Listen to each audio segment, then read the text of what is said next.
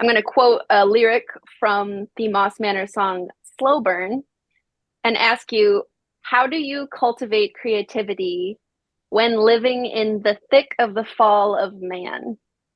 I think hearing you say that, Kate, it brings up something that a good friend said once when we were talking about these times that we're living in. Um, and it can be really painful because we're living in some really harmful systems that we didn't have a say in creating.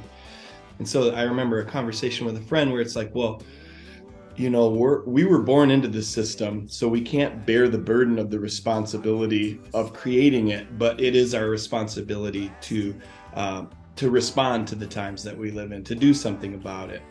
And so I think about that line, in the thick of the fall of man, and then the next line is in the dawn of this new era.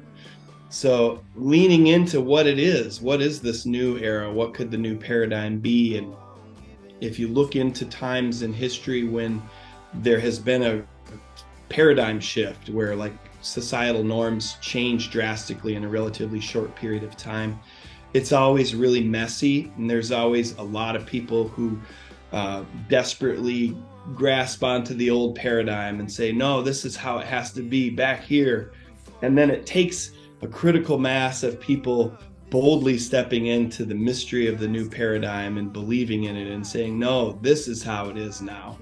While it is important to grieve and to feel the pain and the reality of what we're living through, we also need art to remind us that miraculous things happen every day, and that imagination and creativity give us fuel our souls, and help us find our way through the hardest of situations in our personal lives and as communities and as societies. It's hard to navigate the music industry, and some days I just want to do anything but face the music industry, but music is always there for us, and so I have to just keep coming back to that. So that's the long answer.